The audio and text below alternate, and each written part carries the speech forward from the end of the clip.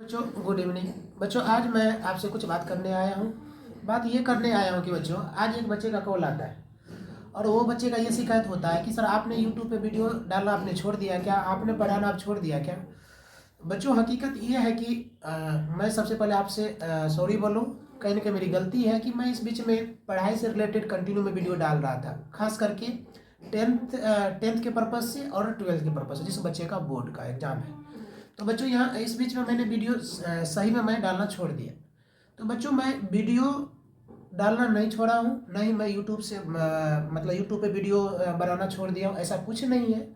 कुछ ऐसी प्रॉब्लम आ गई थी, प्रॉब्लम ये आ गई थी बच्चों, मैं भी आपसे शेयर कर दूँ। क्योंकि अब देखिए होता है क्या, कहा जाता है कि बूंद बूंद से घड़ा बढ़ता है। जिस समय मेरा 5 सब्सक्राइबर था, आज लगभग मेरा सब्सक्राइबर ठीक ठाक है। आजकल सही व्यक्ति 10 व्यक्ति सही से नहीं जुड़ पाता है। आज लगभग मैं पर डे मेरा 10 सब्सक्राइबर बढ़ रहा है। कहीं ना कहीं उस व्यक्ति के लिए, उस बच्चे के लिए मेरी भूमिका है। वो बच्चे कहीं ना कहीं मुझसे सीखता है, या मैं जो भी वीडियो डालता हूँ उसको कहीं ना कहीं लाभ पहुँचाता है। तब तो बच्चे का कमेंट्स आता है, बच्चे का कॉल आता है। तो बच्चों मुझे इस बात से बहुत खुशी है कि कहीं ना कहीं मैं जो भी वीडियो डालता हूँ या जो भी मैं कोशिश कर रहा हूँ या जो मेरा प्रयास है, उससे किसी न किसी को लाभ होता है। तो बच्चों इस बीच में हुआ क्या, जैसे मैं यहाँ पे कोचिंग चलाता हूँ तो यहाँ पे ज़्यादा बच्चा नहीं है, लगभग 15-20 बच्चा ऑफलाइन में, और ज़्यादातर मेरा ऑनलाइन में क्लास है। ऑनलाइन में बहुत सारे स्टूडेंट हैं, लगभग रखिए तो 40-50 बच्चे मेरे पास हैं। तो ऑनलाइन क्लास पढ़ाना होता है, ऑफलाइन क्लास पढ़ाना होता है। और हकीकत बताऊँ तो मेरे पास कोई स्टाफ नहीं है, सारी चीज़ मुझे खुद संभालना होता है। तो ऐसी स्थिति में हुआ क्या बच्चों, अभी सरस्वती पूजा, आपको पता है कि सरस्वती पूजा है, और बच्चे के लिए, एक टीचर के लिए थोड़ा सा ये भूमिका रखता है कि सरस्वती पूजा। तो बच्चों मैं सरस्वती पूजा की तैयारी में लग गया, जिसके कारण मैं वीडियो डालना ही छोड़ दिया हूँ। लेकिन इस बीच में कुछ इम्पोर्टेंट, जैसे महत्वपूर्ण, जैसे कुछ मोटिवेशनल वीडियो जिसको आप कहते हैं, जिससे आप कुछ सीख सकते हैं, जिससे आप कुछ कंसंट्रेट कर सकते हैं, जिससे आपकी माइंड शांत रह सकता है। कुछ साइंटिस्ट का मैंने वीडियो डाला हूँ। मैं पर डे वीडियो डालता हूँ, कोई ऐसा दिन नहीं हुआ जिस दिन मैंने वीडियो नहीं डाला हूँ, जब से मैं पढ़ाई रिलेटेड वीडियो छोड़ा हूँ। बच्चों ये मेरा प्रॉब्लम। दूसरी प्रॉब्लम ये आ गया कि बच्चों उसी स्थिति में सरस्वती पूजा की तैयारी कराते करते करते जो ना मेरा तबीयत खुद खराब हो गया। 2 दिन से मेरा ऐसा स्थिति है कि मेरा 1 मिनट के लिए सर दर्द नहीं छोड़ता है। फिर भी मैं यहाँ पे ऑफलाइन क्लास आता हूँ, बच्चे को पढ़ाता हूँ, ऑफलाइन भी ऑनलाइन भी पढ़ा रहा हूँ। बस मेरी हमसे जो गलती हो रही है बच्चों, मैं ऑफ वीडियो जो ऑनलाइन होता है मैं बना के देता था 20 मिनट 30 मिनट को, वो वीडियो मैं नहीं दे पा रहा हूँ। बस यही मेरी मिस्टेक है। बच्चों मैं आपसे प्रॉमिस करता हूँ, आप हमसे जुड़े हैं तो मैं आपको बेकार होने के लिए नहीं दूंगा। मैं सरस्वती पूजा के नेक्स्ट डे से खास करके 12th वाले बच्चों और 10th वाले बच्चों के लिए मैं ऐसे ऐसे प्रश्न ला के दूंगा बोर्ड में, 20 मिनट 30 मिनट का वीडियो। तो बच्चों मैं आपको जो है ना, सरस्वती पूजा खत्म होता है, शुरू होता है 26 को, 27 को बहुत मैं यहाँ पे जो विसर्जन करूँगा, मैं 28 को विसर्जन करूँगा। 29 तारीख से मैं आपसे प्रॉमिस करता हूँ कि 10th और 12th वाले का जितने भी इम्पोर्टेंट प्रश्न है, मैं ऐसे ऐसे प्रश्न मैं यूट्यूब पर डालूंगा, चाहे 20 मिनट का हो 30 मिनट का हो, मैं जरूर डालूंगा। तो बच्चों आप नाराज ना हो, निराश ना हो कि सर वीडियो डालना छोड़ दिए। कहीं ना कहीं आप मुझसे सीखे हैं, कहीं ना कहीं मेरी वीडियो आपको लाभ दिया है, जिसके कारण आप मुझे कमेंट्स करते हैं, जिसके कारण यहाँ तक कि आप कॉल भी करने लगे हैं, आप सर आपने वीडियो देना छोड़ दिया। तो मैं ऐसे बच्चों से मैं सॉरी बोलना चाहता हूँ कि आपको बहुत शीघ्र ही, आप 12th के बच्चे जिसने मुझे कॉल किया था, 12th के बच्चों मैं आपको 1 तारीख से आपका एग्जाम है, मैं कोशिश करूंगा सुबह शाम दोनों टाइम वीडियो डालने का, मेरी प्रयास रहेगी। अब देखता हूँ मैं कहाँ तक सफल हो गया। दूसरी बात होता है कि बच्चों एक चीज़ मैं 10th वाले बोर्ड वाले बच्चे और 12th वाले को मैं कहना चाहूँगा। बच्चों मैं ये कहना चाहूँगा कि अभी जैसे मैं वीडियो नहीं डाल रहा हूँ तो सिर्फ आप मुझ पर भरोसा ना करें, से सर वीडियो डालेंगे तब मैं वीडियो देखूंगा। आप समय को यूज करें। हम लोग के समय में इतना प्लेटफॉर्म बड़ा नहीं था, एक टीचर मुझे पढ़ाते थे, उसी टीचर से सारा डिस्कस करना होता था। अभी बहुत सारे यूट्यूबर हैं और अच्छे अच्छे यूट्यूबर हैं। तो बच्चों ऐसी स्थिति में आप क्या करें, तो ऐसी स्थिति में बच्चों आप वहाँ से सर्च करें, अच्छे अच्छे वीडियो सर्च करें और उस वीडियो को देखें और उससे आपको जो लाभ हो तो उस लाभ का फायदा उठाएं। खास करके जैसे मान लो जो बच्चे मेरे पास यहाँ पे सुबह शाम आते हैं उनकी तो कोई दिक्कत नहीं है, जो बच्चे हमसे ऑनलाइन पढ़ते हैं उस बच्चे का भी कोई दिक्कत नहीं। लेकिन जो बच्चे हम पे ये भरोसा कर लिया कि सर का वीडियो आता है इंपॉर्टेंट, जैसे इस बीच में मुझे भी विश्वास है और मुझे भी भरोसा है कि इस बीच में जो भी वीडियो दिया हूँ एग्जाम के व्यू से दिया हो ताकि बच्चे को अच्छा लगो। तो बच्चों तीसरी बात मैं ये कहना चाहूँगा कि आप फोकस करें। आपने 12th मंथ आपने जो पढ़ाई की है तो बच्चों वो पढ़ाई तब आपको रंग लाएगी जब ये आपका पीक पॉइंट का मतलब है बच्चों ये जो आपके 10 दिन 12 दिन बचे हैं इसको यूटिलाइज कीजिए। मैं अपना एग्जाम्पल से बताना चाहता हूँ। मेरा जिस तरह की स्थिति है 2 दिन से 1 मिनट सर का दर्द नहीं आराम हो रहा, फिर भी मैं यहाँ क्लास में आता हूँ। जरूरी नहीं है कि मैं क्लास में आके सारे बच्चे को मैं 10 सवाल बता दूँ, ऐसा हो भी नहीं रहा है। लेकिन बच्चों जब आप मेरे क्लास आते हैं हमसे जुड़ते हैं तो आपके ऊपर प्रेशर हो जाता है। बच्चों प्रेशर क्या होता है, जैसे आप यहाँ पे आते हैं तो यहाँ पे कुछ बच्चे का दिमाग में ये हो जाता है कि सर सुनेंगे, कल मेरा टेस्ट है, उसका रिवीजन है, तो आप प्रेशर में आ जाते हैं। और यहीं पे मैं ये बहाना करके आपको छुट्टी कर देता कि मेरा तबीयत खराब है, आप लोग घर पे मेहनत कीजिए, तो बच्चों घर पे पढ़ाई नहीं होती है, जो कि सारी सुख सुविधाएं होती है घर पे, लेकिन पढ़ाई नहीं होती है। तो बच्चों जब पढ़ाई नहीं होती है तो उस चीज़ को बेहतर करने के लिए आप क्या करेंगे, तो उस चीज़ को बेहतर करने के लिए बच्चों आप यहाँ से जुड़ेंगे। और इसलिए मेरा तबीयत कितना भी खराब रहता है तो मैं आपको छुट्टी नहीं करता हूँ ताकि आप यहाँ आए और आप प्रेशर में पढ़ाई करें। इसलिए मैं सुबह भी बुला लेता हूँ, शाम भी बुला लेता हूँ। मैं बहाना कर सकता था कि मेरी तबीयत नहीं है, तबीयत ठीक नहीं है, आप लोग आराम से पढ़ाई कीजिए। बच्चों इससे आपको लॉस होगा, मुझे लॉस नहीं है। उसी प्रकार जिस प्रकार मेरा तबीयत खराब होने के बावजूद भी मैं आपके बीच में आता हूँ, मैं आपसे कनेक्ट होता हूँ ऑनलाइन वाले बच्चों से, तो आपकी भी ये रिस्पॉन्सिबिलिटी बनता है कि सर की तबीयत खराब होते हुए भी वो प्रेजेंट होता है, वो सारे डिसिप्लिन को मेंटेन करता है। तो बच्चों आपका भी फर्ज बनता है कि आपने जो 12th मंथ पढ़ाई की है उसको रंग लाने के लिए रिविजन जरूरी है। अभी कुछ नया चीज़ नहीं पढ़ना है, मैंने आपकी सिलेबस कंप्लीट की है। और यह जो बच्चे हमसे जुड़े हुए हैं, जो बच्चे आज मैं लगभग मेरा 300 सब्सक्राइबर होने के लिए चाह रहा है, मैं क्या बोला, बूंद बूंद से घड़ा भरता है। आज मैं 300 व्यक्ति मुझसे जुड़ा है, वो 300 व्यक्ति को मुझसे कुछ ना कुछ 300 में 200 व्यक्ति तो जरूर ऐसे होंगे जो मुझसे उम्मीद करता होगा, पढ़ने वाले बच्चे होंगे। तो बच्चों आप उस चीज़ को रंग तब लाएंगे जब रिवीजन करेंगे। न्यू चीज़ बोर्ड वाले बच्चे बिल्कुल ना पढ़ें, वो क्या करें, जितने भी आपको पढ़ाया गया है, जिस भी कोचिंग में आप पढ़े हैं, और खास करके जो बच्चे हमसे जुड़े हुए हैं, हमसे पढ़े हैं, वो बच्चे रिवीजन करें। बच्चों आपका सिलेबस कंप्लीट है, आपका मैथमेटिक्स कंप्लीट है, सारे सब्जेक्ट कंप्लीट है, तब आप रंग लाएंगे, तब जाके आप वहाँ पे रिटेन कर पाएंगे, तब जाके अच्छा परफॉर्मेंस कर पाएंगे जब आपका रिवीजन रहेगा। आपने पढ़ाई की, आपकी सिलेबस कंप्लीट है और आपका रिवीजन नहीं है, मैं गारंटी के साथ कहता हूँ बच्चों आपका परफॉर्मेंस वहाँ 0 होगा। सवाल देखते ही आपको लगेगा मैं बना सकता। आपको क्या कहते हैं, रिवीजन करना है। रिवीजन का साथ ही साथ आपको जो है फुल प्रैक्टिस करना है। प्रैक्टिस क्या मतलब, कैसे करें सर, जैसे आपका मैथमेटिक्स है, आपने प्रश्न देख लिया, ठीक है, आपको लगा ये तो मैं बना सकता हूँ, और आपका रिवीजन ही नहीं, आपने प्रैक्टिस की ही नहीं, तो ऐसी स्थिति में प्रश्न देखते हुए भी प्रश्न आप छोड़ के आएंगे, मेरा गारंटी है। मैं ऐसे बच्चे से रिक्वेस्ट करना चाहता हूँ, मैं ऐसे बच्चे से मैं क्या बोलो आग्रह करना चाहता हूँ कि आप रिवीजन कीजिए। यदि आप परसेंटेज बनाना चाहते हैं, आप अच्छे रिजल्ट लाना चाहते हैं, तो बच्चों आप रिवीजन कीजिए। नया चीज़ बिल्कुल ही मत पढ़िए, 10 बुक पढ़ने की जरूरत नहीं है, जो आपको पढ़ाया गया है उसी को पढ़िए आप। जैसे अभी मैं पहले जो मैं ब्रिलियंट का करवाया, उसके बाद अभी सारे बच्चे को मैं ये मॉडल पेपर वो करवा रहा हूँ। आप उस चीज़ को इतना बार बार कर लीजिए ना कि उससे रिलेटेड या अंक भी बदल दे ना तो आपके दिमाग में तुरंत आ जाए कि इसी पैटर्न पे तो है, बस अंक बदल दिया है। तो ऐसी क्षमता आप में जगनी चाहिए। तो बस बच्चे ऐसी क्षमता आप में कब जगेगी, जब आप रिवीजन करेंगे, क्योंकि आपको कॉन्सेप्ट पता है। आपको पता है कि ए क्यू प्लस बी क्यू पे बनेगा, सिर्फ ए के जगह पे कोई अंक दे दिया, बी के जगह पे कोई अंक दे दिया, तो बच्चों आपको पकड़ने की वो क्षमता जगनी चाहिए ना। तो वो कब जगेगी, जब आप रिवीजन करेंगे, प्रैक्टिस करेंगे। मैथ को खूब बनाइए, लगभग 10-15 दिन बचा हुआ 10th वाले का, कम से कम 2 मोटा मोटा कॉपी खत्म कर दीजिए। ये नहीं देखना कि 5-10 पेज खत्म हो रहा, रोज बनाइए। उसके बाद हो गया आपका बच्चों संस्कृत। बच्चे को संस्कृत में भी दिक्कत होती है, संस्कृत को खूब देखें, उसको बार बार रिटेन करें, ताकि आपको उसमें हलंत, विसर्ग, ये सच्ची पे आपको तो थोड़ा सा कमांड हो। हम लोग करते हैं क्या, इसमें से कुछ बच्चे की जब मैं कॉपी चेक करता हूँ तो उसमें अंतर ही नहीं होता है कि हिंदी में वो लिखी है या जो वो संस्कृत में लिखी है। तो बच्चे इसके लिए आपको प्रैक्टिस की जरूरत है, आप प्रैक्टिस करें। अब 12th वाले की बात करूँ तो 12th वाले बच्चे से मैं ये रिक्वेस्ट करना चाहता हूँ, यदि आप अच्छे परसेंटेज करना चाहते हैं या आप एवरेज बच्चा है तो बच्चों आप फिजिक्स को इतना प्रैक्टिस करके जाएं ताकि वो आपको 40-50 अंक दिला सके।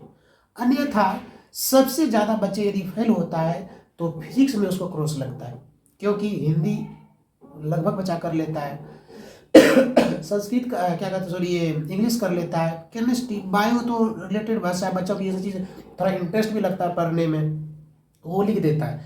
केमिस्ट्री में कुछ रिएक्शन है, कुछ फार्मूला है, उस पर आप ध्यान दीजिए। लेकिन बच्चों फिजिक्स पे आपका पूरा फोकस होनी चाहिए। फिजिक्स का जितना भी न्यूमेरिकल है, आपको मैं ये भी बता दूं 12th वाले बच्चों ये चीज़ ध्यान दें कि सिर्फ आपको थ्योरी नहीं आएगा बच्चों। ऐसा यदि आपके माइंड में बैठा है कि मैं थ्योरी वाले प्रश्न परिभाषित करके आ जाऊंगा नंबर मिल जाएगा, तो नहीं मिलेगा बच्चों, आपको न्यूमेरिकल करना ही पड़ेगा। तो 12th वाले यदि आप चाह रहे हैं कि अच्छे परसेंटेज हो मिले और आपका जो 12 मंथ का मेहनत रंग लाए, तो बच्चों फिजिक्स पे सबसे पहले खूब भरपूर मेहनत कीजिए। उसके बाद केमिस्ट्री के फार्मूला रिएक्शन को देखिए, उसके बायो का डायग्राम को देखिए। आप जब तक बायो में डायग्राम सचित्र वर्णन को आप सही से वर्णन नहीं कर पा रहे हैं तो बच्चों फिर आपका मेहनत बेकार चल जाएगा। कुछ बच्चे करते हैं क्या बच्चों, जैसे उसको थ्योरी लिखना, मान लीजिए लिख दिया कि नर का नर जनन तंत्र को सचित्र वर्णन करें, तो बच्चों आपको परिभाषा नहीं पूछा उसने बोला कि आप सचित्र वर्णन कीजिए, उसका डायग्राम बनाइए, उस डायग्राम में सबको नामांकित कीजिए, किसका कौन सा नाम होगा, कौन से अंक का क्या नाम है, तब जाके आपको अंक मिलेगा। ये खेल नहीं है। आप जो 10th मान लीजिए वो गया स्थिति जब कोरोना टाइम में जो है ना गधों से पास कर गया, ये जो है ना 10th 12th वाले बच्चे माइंड में बैठा ले, कोरोना नहीं है इस बार। और जो है ना बिहार बहुत आगे होते जा रहा है, पहले वाला बिहार नहीं है, गया चीट भर भर के लिखे। तो बच्चों आपकी मेहनत आपकी कॉपी दिखाएगी, आपने कितनी पढ़ाई की है ये आपके कॉपी दिखेगा, एग्जामिनर को जो कॉपी चेक करेगा बच्चों, जो आपका कॉपी दिखेगा वही आपको अंक मिलेगा। आपकी कॉपी में रिटेन अच्छी होगी, आपने अच्छे से लिखा है तो बच्चे अच्छे अंक भी मिलेंगे। कुछ बच्चे का ये शिकायत होता है, सर मैंने अच्छे से लिखा, अरे गधा अच्छे से लिखने का मतलब क्या है? आपको पूछा चित्र बनाने के लिए, आप परिभाषित करके आए और खुश हैं, मुंह में मन में लड्डू आ रहा है कि मेरे अच्छे नंबर आएंगे, कहाँ से आएंगे? ये संभव नहीं है। आपको जो पूछा गया वही लिखे। मैं 30 या 35 मिनट के शायद वीडियो में बनाया था कैसे रिटेन करना चाहिए, कैसे लिखना चाहिए। जो बच्चे हमसे नहीं जुड़े हैं या जो बच्चे पुराने, उस वीडियो को बार बार देखें। उससे क्या होगा, आपको अपनी गलती सुधारने में हेल्प करेगा, कैसे कहाँ करें। ये मस्तिष्क से बहुत बातें आती है, बहुत बातें चले जाती है, भूल जाता है। उस वीडियो को बार बार रिपीट करें, तब जाके बच्चे आप जो ना सही रिटेन कर पाएंगे।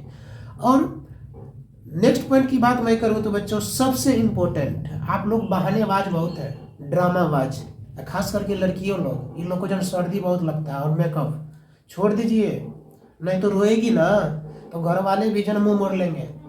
मैं आपसे रिक्वेस्ट करता हूँ, मैं 5-6 साल से पढ़ा हूँ, मैंने अच्छे को देखा है। आप शरीर को कष्ट दीजिए। आज देख लीजिए, अभी भी यदि मेरा टेम्परेचर देखा जाए तो फीवर होगा, सर एकदम चकरा रहा है, आंख मेरा आप देख सकते हैं पूरा लाल होगा, फिर भी मैं आपके सामने आया हूँ। तो बच्चों मैं शरीर को कष्ट दे रहा हूँ, यदि शरीर को मैं रेस्ट दूँ ना तो शरीर मेरे साथ जब मेरा मन खेलने लगेगा, कहेगा और आराम करो ना। मैं सुबह भी पढ़ा के जाता हूँ, आधा घंटा मन होता सो जाऊँ, आलस आता है, लेकिन नहीं सोता हूँ। मन के अकॉर्डिंग नहीं चलना है, आप सही अंदर से आवाज़ आती है करना है। तो ड्रामाबाज करना छोड़ दीजिए। ड्रामाबाज में क्या करते हैं, आज सर दुख रहा था नहीं पढ़े। दूसरा ड्रामाबाज क्या, आज पेट दर्द कर रहा था नहीं पढ़े, आज नींद नहीं खुला, आज पापा ने ये बोले, आज मम्मी ने बोले। छोड़ दीजिए नहीं ऐसा ड्रामा, ये किसको बेवकूफ़ बना रहे हैं आप लोग, खुद बेवकूफ़ बन रहे हैं। और तब एहसास होगा जब आपका रिजल्ट खराब होगा ना, पड़ोसी भी आपसे पूछेंगे इतना पढ़ती थी क्या हुआ, इतना पढ़ता था क्या हुआ। घर वाले आपसे सवाल करेंगे, रिलेशन वाले आपसे सवाल करेंगे, किनको किनको जवाब दीजिएगा। इसलिए रिक्वेस्ट है आप लोग से, ये छोटी मोटी जो है ना बातों पे बहाना करके अपने आप को बर्बाद मत कीजिए। कोई फेस्टिवल नहीं, ठीक है, मैं चाहता तो छुट्टी कर देता, लेकिन मैंने छुट्टी नहीं किया आप लोग की वजह से। क्योंकि मैं अपनी वजह से सामने वाले को हानि नहीं देना चाहता हूँ। तो सीखिए इस चीज़ से, ऐसा कर्म कीजिए ना तो ऊपर वाले, ये प्रकृति भी कहे ना, इसको फल मिलना चाहिए। मेरा इतना शरीर में कष्ट होते हुए भी मैं आपके बीच आता हूँ, मैं आपसे कनेक्ट होता हूँ, मैं आपको गाइडलाइन करता हूँ। तो बच्चों, ये मेरे गुरु का दिया हुआ संस्कार है, मेरे माँ बाप का ये दिया हुआ संस्कार है। जो भी करो कर्मठ के साथ करो, मेहनत इतना करो कि भगवान भी कहे नहीं इसको मिलना चाहिए। ठीक है, मैं कहाँ दो दो तीन तीन ट्यूशन पढ़ा के आज मैं कोचिंग चला रहा हूँ। आज मेरे जो है ना कम से कम इतना बच्चे ऑनलाइन जुड़े हुए हैं। इतना मैं आपको हकीकत बता दूं, आज मैं इतना कॉल आता है ऑनलाइन के लिए, मेरे पास समय नहीं है। जूनियर बच्चा का आने लगा, सीनियर की तो बात छोड़िए, अब जूनियर का भी डिमांड होने लगा, सर आप समय दे सकते हैं। बच्चों, ये तब आप में आएगा जब आप मेहनत करेंगे। अभी आपका काम क्या, मेरा काम है पढ़ाना, आपका काम क्या, पढ़ना है। इतना मेहनत कीजिए ना कि सरस्वती माँ भी कहे कि नहीं, इसको बच्चे को अच्छे अंक मिलना चाहिए। आपकी परेशानी देख के, आपकी कष्ट देख के, कष्ट का मतलब ये ना होता बच्चों पेट में दर्द होना, कष्ट का मतलब ये ना होता माथा में दर्द होना। इसको यदि दर्द मानता तो इतना दुनिया में इतिहास रचने वाले क्या से क्या कर गए। इसको अलग रखिए। कष्ट का मतलब ये है कि मन नहीं है पढ़ने का फिर भी पढ़ रहे हैं। ठीक है, मन है खाने का, खाए, समय वेस्ट नहीं किए। मन है कि थोड़ा सा घूमने का, नहीं घूमे, इसको कहा जाता है। मतलब आपने अच्छे चीज़ों को, जो शरीर के लिए आराम था, आरामदायक था, उसको आपने छोड़ दिया और आपने वो चीज़ अपनाया जो चीज़ आपको आगे बढ़ा रहा है।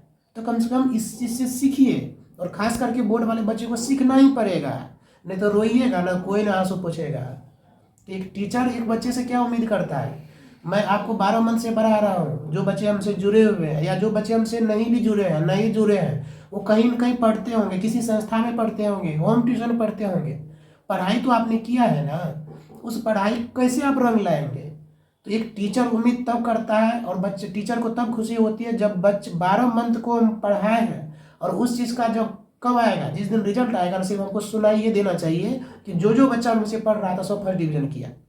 तो बच्चों, ऐसे स्थिति में क्या होगा बच्चों, तो हमको भी खुशी होता है, पेरेंट्स को खुशी तो होता ही है, मम्मी पापा के आपकी खुशी होंगे ही, आपके समाज को खुशी होंगे ही। लेकिन टीचर को इतनी खुशी होती है ना, लगता है कि नहीं, मैंने जो 12 मंथ बच्चे को पढ़ाया ना, आज उसका परिणाम मिला।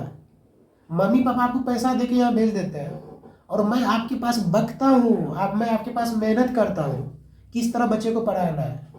तो मम्मी पापा से ज़्यादा खुशी एक टीचर को होता है जब बच्चे का रिजल्ट अच्छा होता है। उसको बोलने का अधिकार हो जाता है, अरे मैंने इतने पढ़ाया, मेरा बच्चा ऐसे किया, और अभी तक रिकॉर्ड है, मेरा बच्चा भी फेल नहीं किया है।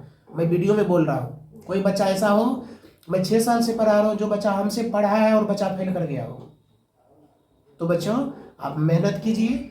और लास्ट में एक बात बोलना चाहूँगा कि आप ये चीज़ भूल जाइए कि कोरोना का समय है, नहीं है कोरोना का समय। बच्चों, लोलिया जो है ना, लोली बकलोली पास कर गया, बकलोला से पास कर गया कोरोना में, वो दूसरे को एग्जाम्पल दे रहा है, क्या पता है ये इतना घंटा पढ़ता है, हम तो नहीं पढ़े पास कर रहे। अरे बकलोल, उस समय तुम्हारा कोरोना था, तुम पे दया किया कौन, सरकार ने। भारत सरकार भी जन राज्य सरकार को आदेश दिया था बच्चे को फेल मत कीजिए, बच्चा ने पढ़ाई नहीं की है, इस कोचिंग संस्था बंद था। तो बच्चों, आप पे रहम किया गया, आप खुश क्या हो रहे हैं। और ऐसे ज्ञानी का बात मत सुना कीजिए, जो ज्ञानी कहे ना हम तो जब हल्के फुल्के पढ़ के पास कर गए, वो ज्ञानी का बात मत सुनिए, नहीं तो वो आपको भी डुबाएगा। वो डूबले था, कोरोना के कारण पास हो गया। आपके पास कोरोना नहीं है कोरोना, अभी कोरोना आने वाला था, चीन में खत्म हो गया। आपके भारत की बात तो छोड़िए, अभी बिहार में भी नहीं किया, तो बिहार सरकार आपको कैसे पास करवा देगा। तो आपको पढ़ना पड़ेगा, बहाना छोड़ दीजिए, हल्का दर्द है रहने दीजिए, उसको साइड कीजिए, ले आ जाइए पढ़ने के लिए, क्लास अब्सेंट मत कीजिए, रिवीजन कीजिए, मन कर रहा सोने का बैठ के पढ़िए, तब जाके आपकी मेहनत बच्चों रंग लाएगा। नेक्स्ट पॉइंट की बात मैं करूं तो अभी आपका जो ये पीक पॉइंट है, पीक पॉइंट में आप उसी चीज को, जैसे मैं बीबीए करवाया कुछ प्रश्न को, तो ऐसे प्रश्न को बच्चों आप देखें जहाँ जहाँ मैंने बीबीए करवाया। जैसे बच्चे का मैथमेटिक्स कमजोर है तो बच्चे को मैंने बीबीए करवाया, 100% सवाल आएगा।